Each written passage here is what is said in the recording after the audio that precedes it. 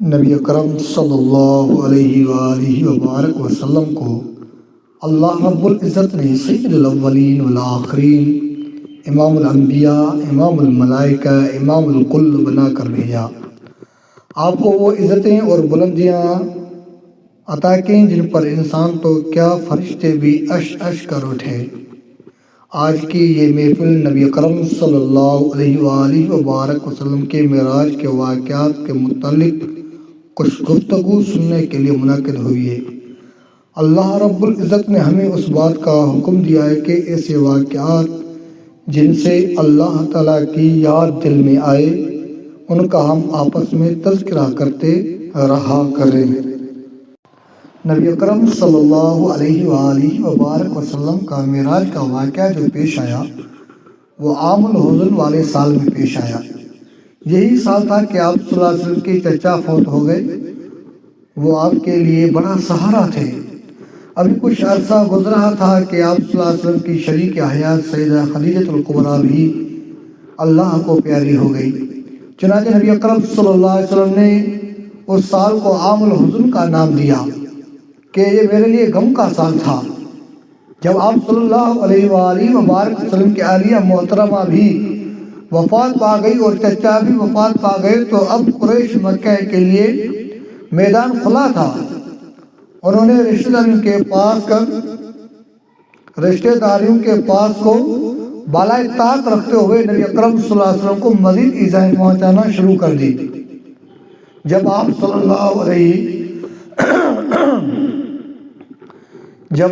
اللہ علیہ وآلہ وبارک وسلم اپنے رشتہ داروں سے بہت زیادہ دل برداشت ہو گئے تو دل میں بات آئی کہ ذرا باہر والوں کو بھی آزما لیا جائے، ممکن ہے کہ اللہ تعالیٰ ان کے لیے ہدایت کا راستہ کھولے۔ چنانچہ آپ صلی اللہ علیہ وآلہ وبارک وسلم طائف میں تشریف لے گئے۔ وہاں 3 بھائی تھے، تینوں کی اپنی اپنی ایک برادری اور علاقہ تھا۔ آپ صلی اللہ علیہ وآلہ وبارک وسلم ان تینوں سرداروں کے پاس تشریف لے گئے۔ ایک نے بات سن کر کہا کہ اگر آپ کو اللہ نے نبی بنا کر بھیجا ہے تو پھر کعبے کا پردہ عنقریب چاک ہونے والا ہے۔ دوسرے نے بات سن کر کہا کہ کیا اللہ تعالیٰ کو آپ کے علاوہ کوئی اور نہیں ملا تھا، کسی اور کو نبی بنا کر بھیج دیتا۔ تیسرا ذرا مناسب سادہ آدمی تھا، اس نے کہا کہ اگر تو آپ اللہ کے نبی ہیں تو پھر آپ سے بات کرنا خلاف ادب ہے، اور اگر آپ نبی نہیں ہیں تو میں آپ سے بات کرنا پسند نہیں کرتا کہ میں جھوٹے آدمی سے بات کروں۔ نبی اکرم صلی اللہ علیہ وآلہ وبارک وسلم وہاں سے دل برداشت ہوئے۔ جب واپس آنے لگے تو انہوں نے کچھ شدید لڑکوں کو آپ صلی اللہ علیہ وسلم کے پیچھے لگا دیا۔ لڑکوں نے آپ صلی اللہ علیہ وسلم پر پتھر پھینکے۔ نبی اکرم صلی اللہ علیہ وسلم کی نعلین جوتی مبارک خون سے بھر گئی۔ آپ صلی اللہ علیہ وسلم سارے دن کے تھکے ہوئے تھے، کچھ کھایا پیا نہیں تھا۔ آپ صلی اللہ علیہ وسلم وہاں سے واپس آنے لگے تو ایک جگہ رکے اور آپ صلی اللہ علیہ وسلم نے ایک تاریخ دعا فرمائی۔ آپ صلی اللہ علیہ وسلم نے کہا اے میرے اللہ، کیا آپ مجھ سے ناراض ہیں؟ کیا آپ مجھ سے ناراض ہیں جو آپ مجھے ان لوگوں کے حوالے کر رہے ہیں جو مجھ سے غصے میں ہوتے ہیں؟ اے اللہ، اگر آپ ناراض ہیں تو آپ کو اس وقت تک منانا ضروری ہے جب تک کہ آپ راضی نہ ہو جائیں۔ اور اے اللہ، میں تیرے چہرے کے اس نور کے طفیل مانگتا ہوں جس سے تمام ظلمتیں روشن ہو گئی۔ چنانچہ بارگاہ الہیت میں یہ دعا ایسی قبول ہوئی کہ فرشتے اسی وقت نیچے اترے اور کہنے لگے اے اللہ کے محبوب صلی اللہ علیہ وسلم، اگر آپ صلی اللہ علیہ وسلم اشارہ فرما دیں تو اس بستی والوں کا نام و نشان مٹا کر رکھ دیا جائے۔ ایسی آندھی چلے گی کہ ان کا نام نہیں رہے گا۔ آپ صلی اللہ علیہ وسلم چاہیں تو ان 2 پہاڑوں کو آپس میں ٹکرا دیا جائے گا اور ان کو درمیان میں پیس دیا جائے گا۔ مگر اللہ کے محبوب صلی اللہ علیہ وسلم نے فرمایا یہ لوگ مجھے نہیں پہچانتے، یہ لوگ مجھے نہیں پہچانتے، ممکن ہے کہ ان کی آنے والی اولادوں میں سے کچھ لوگ کلمہ پڑھنے والے بن جائے۔ اللہم اہد قومی فإنہم لا یعلمون، اے اللہ میری قوم کو ہدایت عطا فرما، یہ مجھے نہیں پہچانتے۔ چنانچہ نبی اکرم صلی اللہ علیہ وسلم طائف سے واپس تشریف لے آئے تو آپ صلی اللہ علیہ وسلم کا غم اور زیادہ ہو گیا۔ آپ صلی اللہ علیہ وسلم کے دل میں کڑھن اور بڑھ گئی، اپنوں کا سلوک بھی دیکھ لیا اور غیروں کا سلوک بھی دیکھ لیا، گویا دشمنوں نے آپ صلی اللہ علیہ وسلم کو ایذا پہنچانے میں وہ سب کچھ کر دیا جو وہ کر سکتے تھے۔ چنانچہ آپ اسی غمزدہ حالت میں ام ہانی کے گھر تشریف لے گئے اور ایک عجیب دعا مانگی، فرمایا کہ کاش میرا کوئی دوست ہوتا، فرمایا کاش میرا کوئی دوست ہوتا جو میرا سہارا دیتا، جو میرا ساتھ دیتا، کوئی میرا رفیق ہوتا جو غمخواری کرتا، کوئی میرا ایسا یار ہوتا جو میری دلداری کرتا۔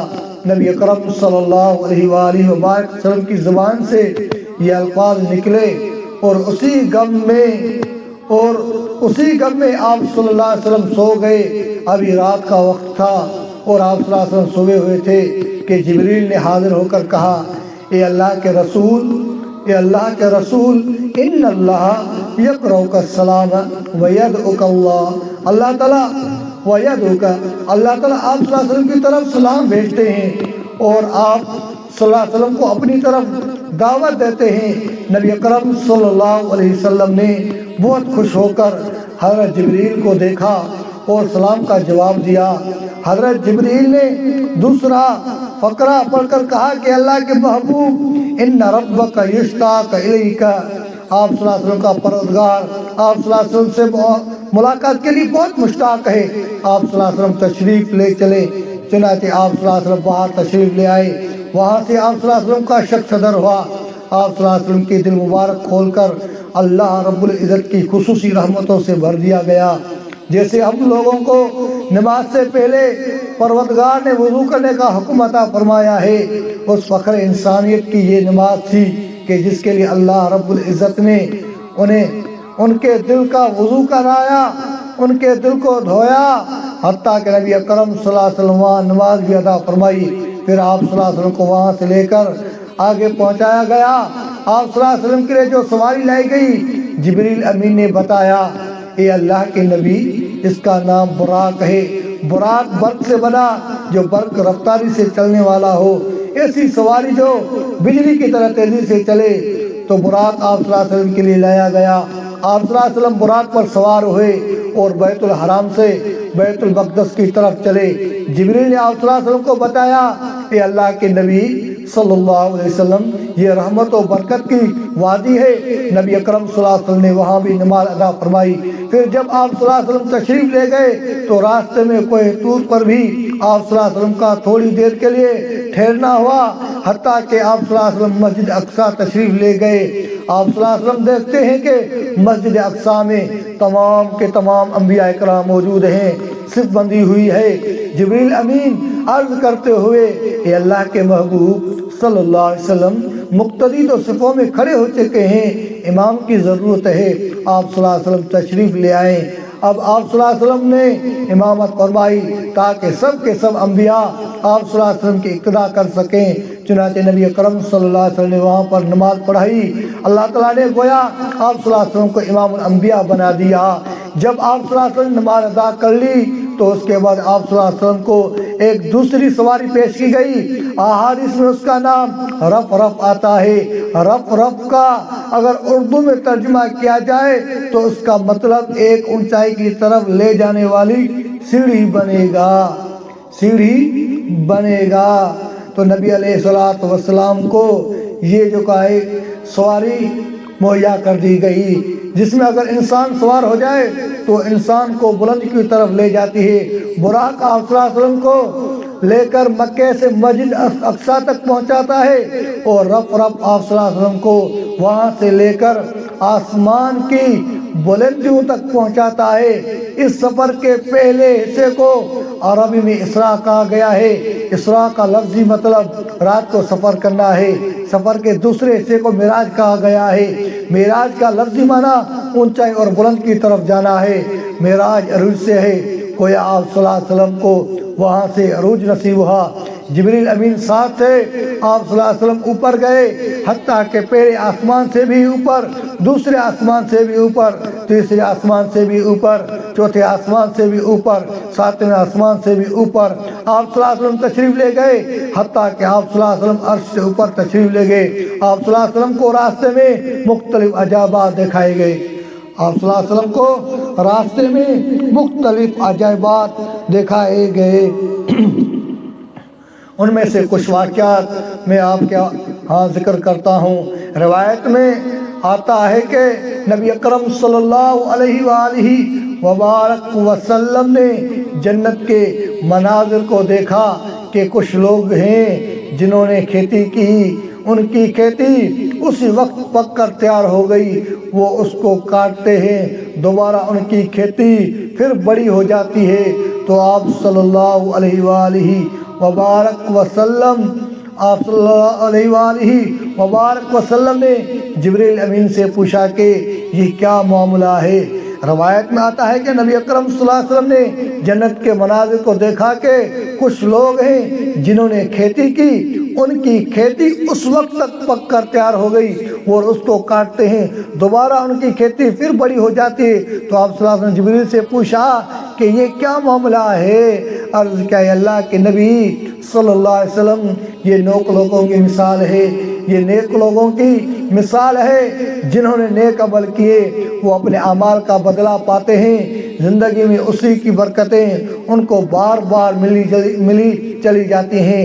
اسی حال میں آپ صلی اللہ علیہ وآلہ وبارک وسلم نے سنا کہ کسی کے قدموں کی آواز آ رہی ہے، تو اللہ کے محبوب صلی اللہ علیہ وسلم بڑے حیران ہوئے، پوچھا جبریل یہ کس کے چلنے کی آواز ہے؟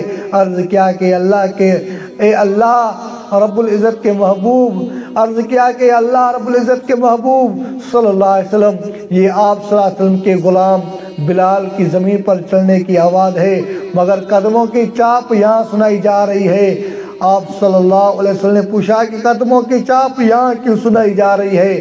عرض کیا اللہ کے نبی وہ آپ صلی اللہ علیہ وسلم کا غلام اللہ کے ہاں وہ مقام رکھتا ہے، اللہ کے ہاں اتنا پسندیدہ ہے، اللہ تعالیٰ کے ہاں اتنی قبولیت کا درجہ رکھتا ہے کہ فرش پر اس کے قدم پڑتے ہیں، عرش پر اس کے قدموں کی چاپ سنائی دیتی ہے۔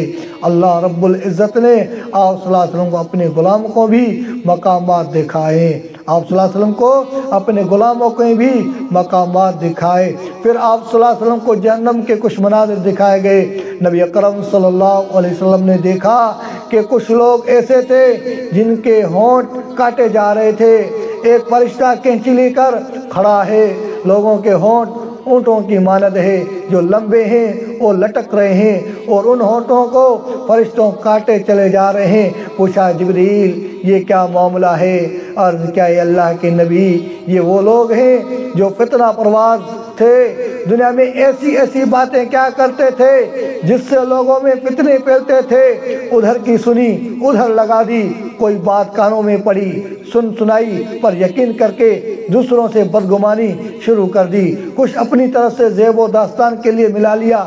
یہ فتنہ پرواز لوگ تھے، ان کے ہونٹوں کو یہ فرشتے کینچی سے کتر رہے ہیں۔ پھر آپ صلی اللہ علیہ وسلم نے دیکھا کہ فرشتے ایک آدمی کا گلا دبا رہے ہیں، جب فرشتہ اس کا گلا دباتا ہے تو اسے سخت تکلیف ہوتی ہے، پھر فرشتہ چھوڑ دیتا ہے، پھر گلا دباتا ہے، پھر چھوڑ دیتا ہے۔ نبی اکرم صلی اللہ علیہ وسلم نے فرمایا جبریل یہ کیا معاملہ ہے؟ جواب دیا کہ اللہ کے نبی یہ آپ کی امت کے وہ واعظ و مقرر اور خطیب ہیں جو ایسی باتیں کرتے تھے کہ امت کو ٹکڑوں میں تقسیم کر دیا تھے، آج ان کے گلوں کو دبایا جا رہا ہے کہ تمہیں اللہ نے یہ گویائی اس لیے تو نہیں دی تھی کہ امت کو اکٹھا کرنے کے بجائے امت کو پارا پارا کر دیتے، ان کے ساتھ اللہ رب العزت نے یہ معاملہ عطا کیا ہے۔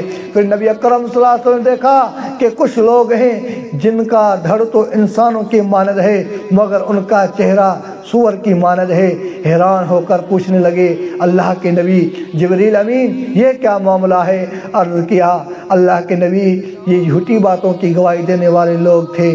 چنانچہ آج دنیا میں دیکھیں انسان اپنے دوست کی دوستی کی خاطر ہاں میں ہاں ملا دیتا ہے، حالانکہ وہ غلط بیانی ہوتی ہے، وہ جھوٹی گواہی ہوتی ہے۔ قیامت کے دن اللہ تعالیٰ جھوٹی گواہی دینے والے کو سور کی شکل میں تبدیل فرما دیں گے، تب پتہ چلے گا کہ ہم نے جھوٹی گواہیاں کیسے دی۔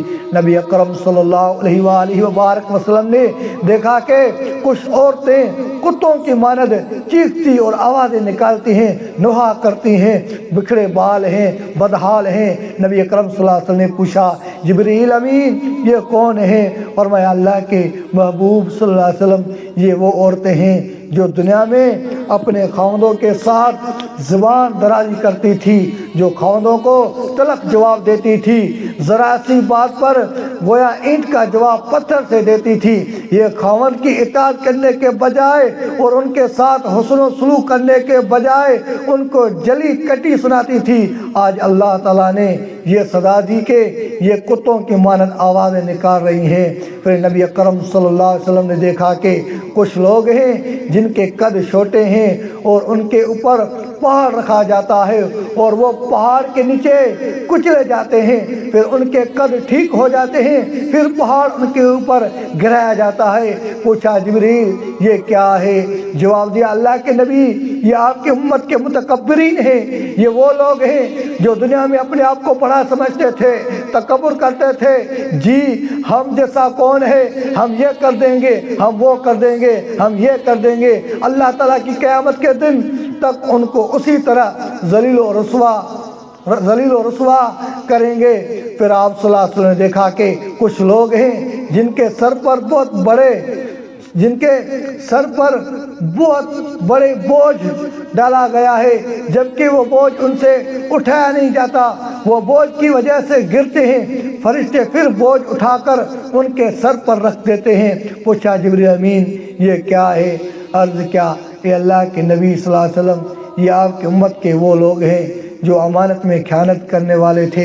لوگ ان کو امانتیں دیتے تھے اور وہ امانت کا صحیح استعمال کرنے کے بجائے ان میں خیانت کر لیتے تھے۔ آج ان کے سروں پر اتنے بھاری بوجھ ڈالا گیا ہے۔ پھر آپ صلی اللہ علیہ وسلم نے دیکھا کہ کچھ لوگ ہیں جن کے ماتھے پر پتھر مارے جاتے ہیں، ان کا سر کچل دیا جاتا ہے، وہ تکلیف پانے کے بعد ٹھیک ہو جاتے ہیں تو فرشتے پھر دوبارہ پتھر اٹھا کر ان کے ماتھے پر مارتا ہے، پھر سر کچل جاتا ہے۔ پوچھا جبریل یہ کیا معاملہ ہے؟ عرض کیا اللہ کے محبوب صلی اللہ علیہ وسلم یہ آپ صلی اللہ علیہ وسلم کی امت کے بے نمازی ہیں۔ پھر آپ صلی اللہ علیہ وسلم کی امت کے بے نمازی ہیں جو اپنی پیشانیوں کو اللہ کے سامنے نہیں نکار کرتے تھے، جو اپنی پیشانی کو نہیں جھکایا کرتے تھے۔